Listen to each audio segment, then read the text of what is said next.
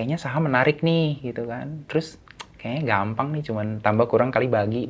Awalnya bullish market, untung, wah gampang ini mah maju, terus kok rugi gitu. Nah, cut loss dikit, lama-lama berasa juga nih. Apa sih yang salah dari hitungan kita?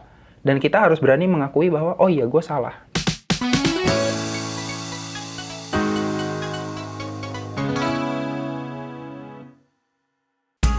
Dengan latar belakang teknik sipil, beliau beralih menjadi seorang investment analyst di salah satu startup investasi terbesar di Indonesia.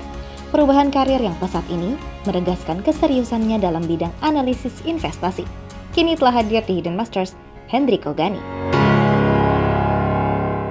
More than just a hidden gem, welcome back to Hidden Masters bersama saya Ardina Glenda. Please welcome Hendriko Gani. Halo. Halo Koriko. Halo Glenda. Halo teman-teman semuanya. Apa kabar? Baik, terima kasih. Thank you udah mau datang ke Hidden Masters. Ya, thank you juga udah diundang. Oke, Koriko, mau tanya dong, kesibukannya akhir-akhir ini apa aja sih? Sekarang aku kerja di Stockbit sebagai analis, terus juga ya investasi trading sendiri buat PA, personal account. Terus sama bikin konten ya, sharing-sharing gitu sih buat teman-teman yang mungkin non-finance yang pengen tahu tentang dunia market gitu. Aku sempet lihat nih, lagi lumayan aktif ya bikin konten. Ya lumayan ya. Dari kapan kok? Itu sebenarnya aku lompat-lompat sih. Dari pertamanya 2021, terus ternyata nggak dilanjutin. Terus 2022 nyoba lagi, nggak dilanjutin lagi. Terus ya sekarang udah hampir setahun sih, dari 2023 sampai sekarang. Ya semoga sampai ke depannya masih bisa terus sharing ya ke teman-teman gitu. Oke, account growth-nya tadinya dari personal nih? Dari personal. Dari cuma 700. Sampai sekarang ya? 700, sekarang 12 ribuan ya. Wih, 12 ribuan lah gitu. sudah lumayan. Oke, jadi awal mau sharing tuh kita mungkin ngomong di 2023 kali ya. Kenapa akhirnya mulai constantly sharing lagi? Awalnya tuh karena pertama tuh merasa terbantu ya, karena kan ya namanya kita di market gitu ya. Kita kan ngikutin ekonomi dunia gitu ya, ekonomi Indonesia gitu. Nah, di Instagram itu ternyata banyak teman-teman yang bisa bantu-bantu kasih insight gitu loh. Kayak pertama harga beras, yang pertama kali harga beras naik itu aku bukan tahu dari BPS, tapi ada followers yang ngasih tahu. Harga beras tuh udah naik banget sekarang, inflasi tuh nggak mungkin segini gitu-gitu kan. Oh, ternyata tuh bisa simbiosis mutualisme gitu loh. Bukannya aku cuman ngajarin, tapi aku juga bisa belajar dari mereka. Jadi di situ aku ngeliatnya, oh ya udah, ini bukannya aku sharing karena aku yang paling pintar, tapi kita bisa saling tukar informasi gitu loh Glenda. Jadi di situ bisa tumbuh sama-sama gitu ya. Kalau aku, karena alasannya itu sih, sharing itu. Aku membantu mereka bantu aku juga gitu. Selain harga beras ya, mungkin dari ya harga beras, yang lain-lain juga kan ada yang kerjanya di tambang, bisa ngomongin tentang tambang, ngomongin tentang bank gitu-gitu sih, macam-macam. Jadi malah bertemu bener-bener pelaku yang memang bekerja di bidang-bidang yang mungkin bisa jadi Koriko analis gitu ya, tapi mungkin belum pernah terjun langsung gitu. Ya, ada cerita yang kayak gitu ya? Ada. Mereka kan langsung di lapangannya gitu kan. Kita kan cuman by data. Kenyataan di lapangan kan pasti tahu teman-teman yang di lapangan ya, yang lebih tahu kan. Itu sih yang banyak ngebantu. Mungkin dari semua cerita itu ada nggak sih satu cerita yang paling berkesan selama Koriko konten? Yang paling berkesan ya? Yang paling berkesan tuh bisa dapat teman-teman baru sih gitu. Kayak di luar, baik di luar maupun di dalam market gitu. Tapi kan kayak tanpa disadari tuh orang-orang yang di market pun, yang maksudnya kita tuh seprofesi, tadinya nggak kenal, jadi kenal gitu kan. Itu jadi kayak dapat teman baru, dapat teman sharing baru, insight baru, itu kayak menurutku ya worth it sih. Kayak jadi knowledge dapat, networking juga bertambah. Iya, gitu. benar. Jadi banyak plusnya ya dengan konten ini justru kok. Iya, aku merasanya gitu ya. Oke, nah kita mau kilas balik sedikit nih cerita perjalanan Koriko. Udah berapa tahun sih di pasar modal kok? Kenalnya itu dari 2017, tapi masuk ke industri itu 2019. Oke, 2017 tuh kenal dari mana? Pertama tuh kenal dari temen gitu kan. Ada temen ngomongin investasi lah, intinya dia ngomongin investasi tuh ada properti, ada emas, ada obligasi, ada saham gitu kan. Terus kayaknya saham menarik nih gitu kan. Terus kayaknya gampang nih, cuman tambah kurang kali bagi. Dulu kan kita di teknik ada diferensial lah, ada pokoknya algoritma sin kostan gitu-gitu kan. Justru lebih ribet? Lebih ribet. Kayaknya gampang nih, jadi duit lagi gitu kan. Dulu Koriko anak teknik? Teknik sipil. Terus kayaknya gampang, ya udahlah coba gitu. Awalnya bullish market, untung, wah gampang ini mah maju terus, kok rugi gitu. Nah, waktu rugi itu pilihannya kan cuma dua kan, kita mau belajar atau kita mau keluar gitu kan. Nah, waktu itu aku pikir tanggung amat udah basah. Kalau dulu tuh aku pernah dilatih kayak TNI gitu ya dari perusahaan lama. TNI itu pernah bilang gini, kalau nyebur tuh jangan setengah, masuk angin, basah-basah aja sekalian. Ya udahlah nyebur aja basah sekalian gitu. Oke, itu jalan berapa lama dari awal yang kayaknya gampang gitu sampai akhirnya loss? Sekitar setahun tuh untung terus bull market ternyata. Kan dulu nggak kenal bull market ya. Pokoknya tahunnya cuan atau rugi gitu kan. Cuan terus 1 tahun, tahun berikutnya, dan tahun berikutnya lagi itu boncos. Oke. Gitu. Awal-awal tuh belajar dari mana kok? Awalnya tuh cuman dari baca buku, terus dari YouTube, terus kalau ada seminar, waktu itu seminar masih jarang sih. Jadi kayak kalau ada seminar-seminar tentang investasi, tentang saham tuh aku ngikut gitu. Oke, itu cuan-cuan-cuan. Ya cuan. Terus akhirnya boncos. Boncos. Kenapa waktu itu kok? Gara-gara trade war, terus IHSG-nya kayak turun enggak, naik juga enggak gitu loh ya, kayak sekarang lah gitu kan, kayak naik enggak, turun enggak. Jadi ya cut loss. Katanya kan cut loss dikit aja gitu kan, dari kalau lari cuannya bisa gede. Cut loss dikit. Lama-lama berasa juga nih gitu. Akhirnya ya udahlah cut loss gede gitu. Cut loss gede, berasa tuh kok? Berasa lah waktu itu kan karena untung injek dana terus kan, sampai tabungan, sampai terakhir tuh pinjam orang tua. Jadi ya kayak pakai margin dari sekuritas gitu ya. Terus loss, ya udah, ya bisa bayangkan sendiri lah. Lumayan loss ya kok? Lumayan, 30%-an ya dari Porto itu yang realize, yang unrealized nggak tahu karena waktu itu udahlah tutup semua dari awal, udah nggak mau lihat minus berapa, jual semua gitu. Itu akhirnya dibersihin portonya kok? Bersih, jadi cash-in semua gitu. Oke, dari awal akhirnya tinggal berapa tuh modalnya? Tinggal sekitar 70-50%? Iya, kurang lebih segitu. Kurang sisa nggak nyampe 75 lah, 60-an mungkin, 60-50% dari modal yang diinjek. Sempet ciut nggak kok? Nggak ciut ya, tapi kesel aja gitu Kesel. loh. Kayak gimana sih, kayak rasanya tuh kayaknya gampang deh, salahnya di mana ya gitu kan. Kayak coba deh belajar lagi, akhirnya gitu. Akhirnya strateginya Koriko gimana? Belajar lagi dari mana? Pertama tuh nyari orang yang lebih berpengalaman ya gitu. Jadi kayak kalau mungkin dia kerja di pasar modal atau enggak, kan waktu itu aku belum masuk kan, kerja di pasar modal kah, atau dia memang praktisi lah. Kita jadi nanya-nanya dulu ke mereka, nyari screening, terus ikut seminar lagi, terus sampai ngambil sertifikasi terakhirnya. Karena pengen kenal kan sama mereka nih yang di pasar modal, ngambil sertifikasi, ya ternyata kok masih kayaknya ada missing link-nya gitu loh. Akhirnya ya udah mutusin, ya udah deh sekalian aja mau berkarir di pasar modal. Di situ baru nyari-nyari. Tahun berapa tuh kok? 2019. 2 tahun ya setelah? 2 tahun setelah belajar. Setelah belajar. Nah, itu kan awalnya dari teknik sipil. Itu pada waktu itu sudah bekerja juga? Udah. Aku kerja di Aksat Indonesia, ACST. Oke, listing tuh ya? Listing. Listing tuh ya. Nah, dari situ akhirnya kok bisa kepikiran bener-bener serius malah jadi bekerja di pasar modal juga? Itu ya, karena dia tuh nanggung gitu loh. Kayak kalau, kayaknya pengen tahu lebih dalam deh gitu. Pengen belajar lebih dalam. Ya udah sekalian aja lah, udah gitu. Nyebur aja lah, jembur gitu. Kan kita juga nggak tahu awalnya waktu itu kayak bakalan sampai di mana karirnya, atau bahkan jadi analis atau enggak aja nggak tahu gitu. Pokoknya intinya mau belajar langsung di bidangnya gitu ya? Harapannya tuh bukan jadi analis malah pertamanya, tapi bisa kenal analis, ngobrol sama analis. Porto gue gimana ya? Awalnya tuh gitu. Menyelamatkan porto sendiri. Awalnya tuh cuman gitu doang. Terus ternyata ada jalannya dan tertarik, ya udah. Akhirnya berhasil masuk ke analis. Oke, pertama kali langsung jadi analis kok? Technical analis tapi Technical pertamanya. Itu dari seorang teknik sipil, terus jadi analis. Terus itu apply sendiri atau gimana kok prosesnya? Apply sendiri.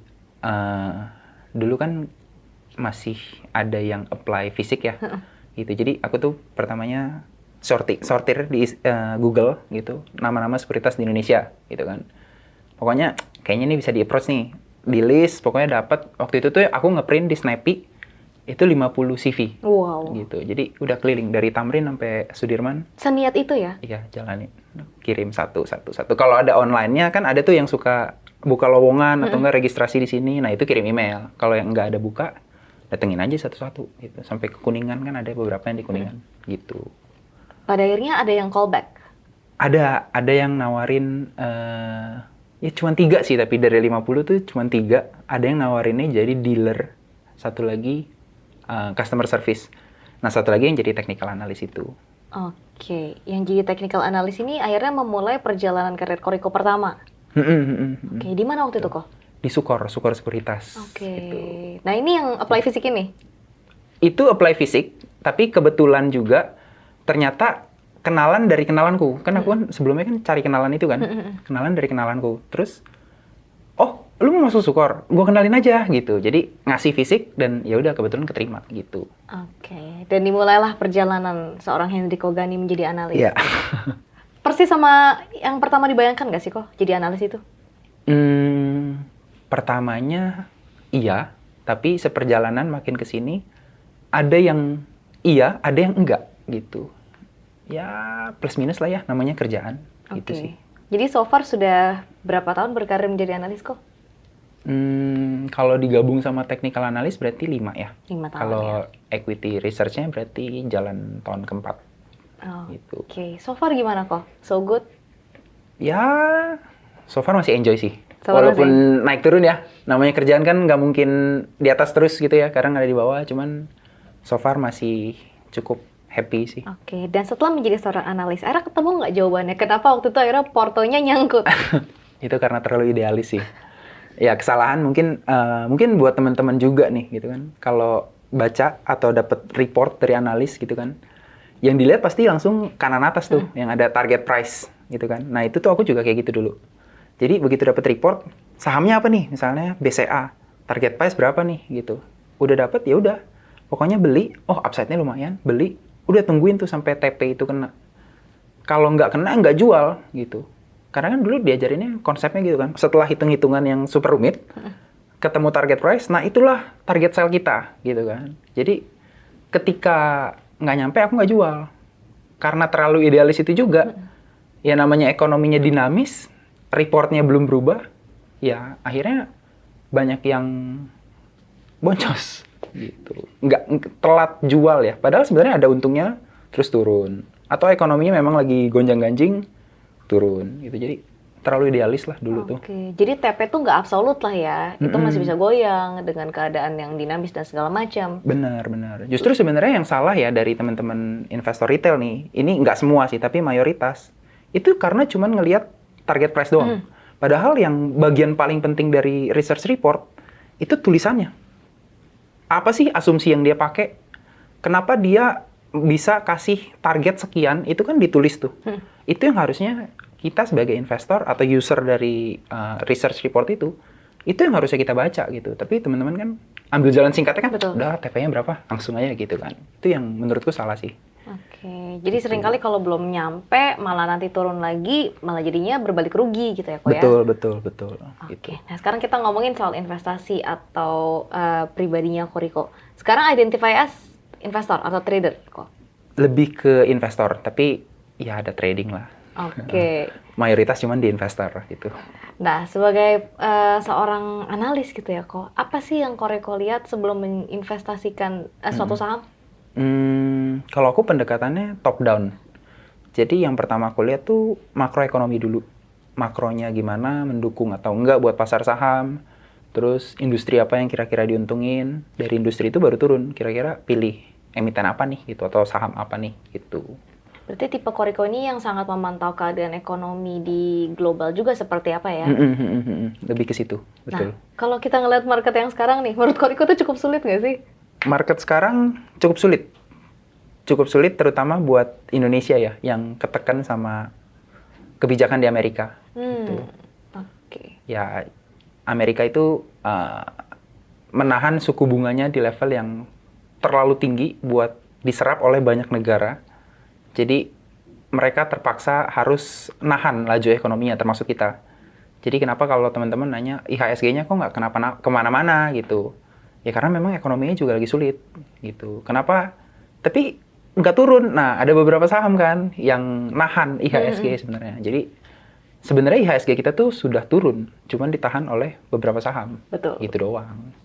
Oke, nah Koriko sendiri sebagai seorang mungkin tiap hari gitu mata market ya, menurut Koriko untuk make money di tengah market yang seperti ini, itu masih possible nggak sih dengan mindset investor?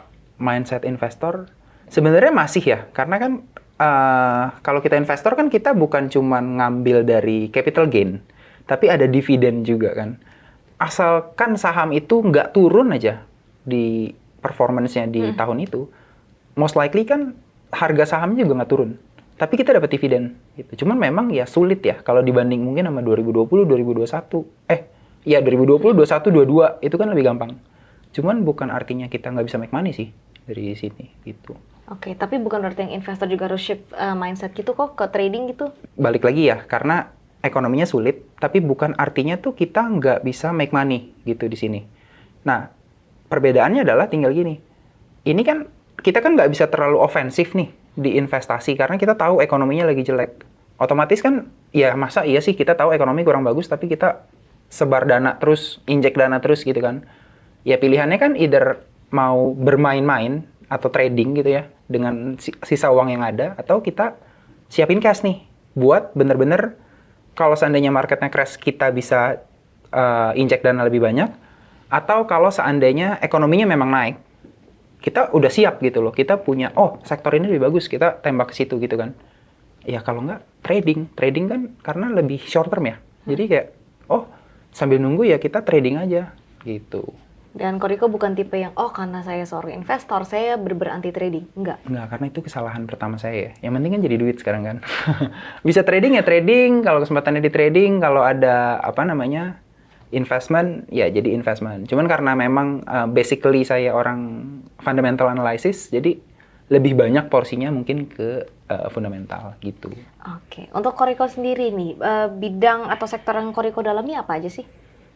Aku tuh lebih di komoditas sih, kayak batu bara, nikel, emas, sama oil gitu, oil and gas. Oke, komoditi. Kita tahu kan soal komoditas cycle. Tapi secara keseluruhan, Koriko melihat di tahun ini atau tahun depan gitu, sebenarnya bullish sektor yang paling possible gitu di market Indonesia tuh apa sih kok?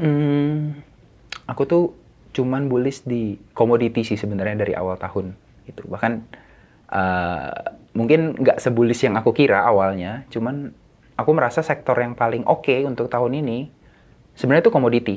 Gitu. Kenapa? Karena pertamanya di Indonesia ini kembali lagi ekonomi kita tuh lagi ketekan sama Amerika gitu kan. Jadi secara domestik ekonomi kita kurang oke gitu kan. Kita harus nunggu Amerika untuk easing baru kita bisa lebih baik lah ekonomi domestiknya gitu. Sementara kalau komoditas kita kan ngomong ekonomi global. Dan kebanyakan komoditas itu denominasinya dengan USD. Gitu. Jadi sebenarnya mereka tuh si komoditas ini diaduin dengan US dollar kan gitu. Nah, permasalahannya sekarang adalah Amerika mencetak uang yang cukup banyak gitu. Walaupun katanya kan sekarang quantitative tightening gitu kan. Tapi kalau kita ngelihat neraca fiskalnya Amerika, mereka tuh quantitative easing. Jadi sebenarnya money supply itu nggak turun gitu daripada yang digembor-gemborkan di media gitu. Sementara global growth-nya ini nggak ada nih gitu. Nah, di saat global growth nggak ada, atau selected lah ya kita ngomong, yang growth kan cuma Amerika yang kenceng, sama Jepang, India. Sisanya udah nggak ada yang growing kenceng. Eropa mati, Cina masih struggle, kita juga sama, Asia sama. Nah, ketika money supply-nya banyak, tapi global growth-nya nggak ada atau selected, uang ini harus mencari tempat nih. Kemana nih invest? Kan fund manager itu kan harus mikir. Nah, yang dia masukin pertama adalah money market. Tapi nanti ketika interest rate mulai turun, yield-nya tuh kurang menarik nih. Gitu. Real yield-nya kurang menarik. Mereka harus cari kemana ya yang lebih menarik gitu. Nah, menurutku aset-aset yang nggak di-pack sama fundamentalnya, itu akan lebih gampang untuk naik. Gitu. Contohnya apa yang nggak di-pack? Ya komoditas, mungkin kripto, gitu. Jadi aset-aset yang kayak gitu ada potensi untuk dapat upside lah, dapat angin seger. gitu. Oke, ini sebuah fresh insight nih tentunya buat investor dan sahabat beraset di luar sana ya. Ya ini disclaimer ya, tapi ya bukan rekomendasi. Oke, nah Koriko setelah bertahun-tahun nih menjalani kegiatan, pekerjaan juga gitu sebagai analis, apa sih yang akhirnya Koriko sadari bahwa dulu Koriko tuh salah gitu dalam melakukan investasi? Ya. Yang pertama itu, ya itu. Yang paling aku ingat tuh pasti tuh idealis. Jadi, ya kita, ya ekonomi dinamis kembali lagi. Kita tuh nggak bisa kayak, oh hitungan gue tuh udah segini gitu. Udah saklek. Terus ngikut aja udah gitu. Nggak mau kalau analis tuh bilang kita revisit the model gitu kan. Kita visit ulang modelnya. Kita ngelihat apa sih yang salah dari hitungan kita. Dan kita harus berani mengakui bahwa, oh iya gue salah gitu loh. Bahkan ketika kita ketemu orang, terus beda pandangan. Oh dia salah nih gitu. Kita mikir selalu kita yang benar gitu kan. Padahal kalau kita mau denger apa yang dia ngomong, mungkin dia yang benar, kita yang salah. Nah itu tuh yang banyak kejadian di aku. Ya, mungkin aku mikir, oh iya ini udah paling bener nih. Ini tesis yang paling make sense. Tapi pas ngobrol sama orang lain, yang mungkin bahkan bukan dari market gitu ya. Jadi jangan meremehkan orang yang nggak kerja di market gitu loh. Kadang-kadang orang yang nggak kerja di market pun punya insight yang bagus gitu kan. Ketika dia ngomong A, kita B. Kita kenapa ya? Kok lu bisa mikirnya A? Kita breakdown dia punya pola pikir. Kalau ternyata, oh bener juga, make sense. Kita research ulang, ternyata mungkin aja dia yang bener. Dan ya udah kita balik lagi revisit model kita atau asumsi kita yang salah apa. Itu yang aku pelajarin dan oh ini yang proses pendewasaan ya mungkin di industri ini gitu sih. Koriko kan tiap hari kerjanya berhadapan dengan market, bisnis model, analis pula gitu ya. Iya. Cuan nggak sih sebenarnya kok kalau jadi analis tuh? Kalau cuan tuh cuman nggak selalu cuan. Aku pernah Ternyata. dapat pertanyaan yang sama juga soalnya. Ceritanya gimana nih kok? Jadi orang tuh nanya, analis itu selalu cuan nggak sih? Kalau selalu cuan enggak. Kita kadang-kadang salah juga. Kayak tahun kemarin pada bilang, oh mau cut rate, semua posisi portofolio ke cut rate, ternyata nggak jadi. Kan pasti nggak cuan tuh, pasti boncos semua kan. Tapi yang kita mesti lihat tuh overall tuh cuan atau enggak. Nah kalau aku pribadi cuan, aku nggak tahu analis lain gitu. Oke, nah setelah menjadi analis, akhirnya itu berpengaruh juga nih ke porto pribadinya Koriko ya? Kebetulan ya karena satu kerjaan, ya jadi align aja gitu loh. View aku sama porto tuh pasti align gitu. Oke, nah Koriko mungkin sudah sampai sini, sudah enjoy juga dengan karir. Masih ada tujuan atau goal yang pengen Koriko capai nggak dalam hidup ini? Aku tuh pengen pensiun muda sebenarnya. Oh ya, umur berapa? Kalau bisa 40 atau 45 lah paling telat gitu. Oke, Mau nikmatin hidup gitu. Ada angka FIRE-nya nih ya?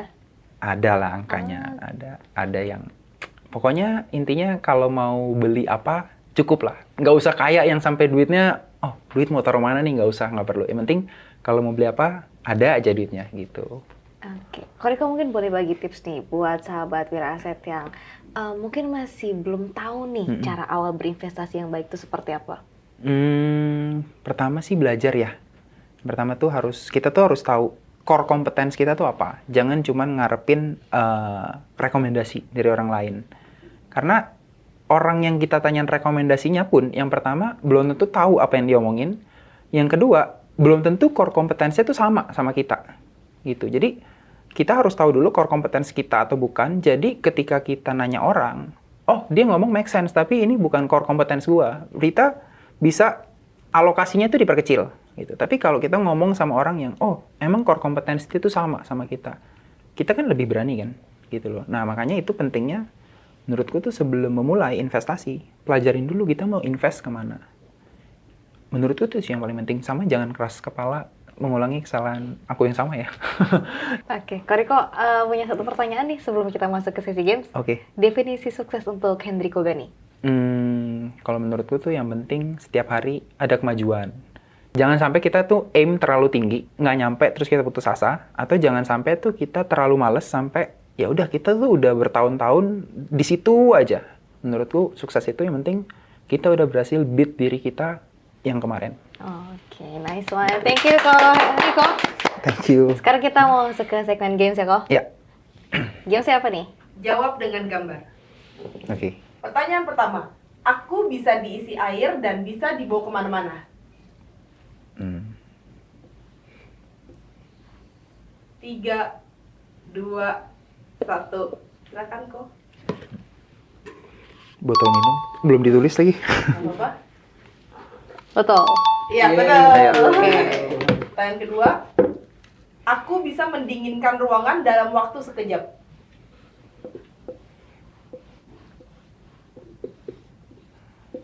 3, 2, 1. Silakan. AC. Jelek banget gambarnya. Glenda. Asik. Iya, benar. Oke. Aku adalah barang yang bisa digunakan untuk memotong kertas.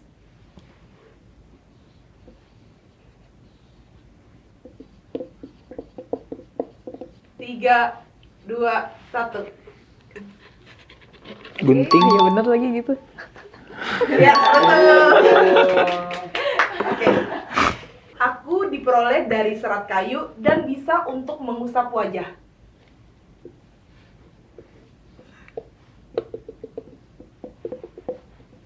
3, 2, 1. Tisu. Tisu. Thank you Glenda, thank you sahabat Mirai Aset semuanya. Sahabat Meraset, itu dia tadi perbincangan kita bersama dengan Hendriko Gani. Kalau kamu suka dengan episode kita kali ini, jangan lupa di like, di share, dan juga komen, dan subscribe juga ke YouTube channel kita. The world is changing, so let's aim higher and bigger. Kita akan jumpa lagi di episode Hidden Masters berikutnya. Bye-bye!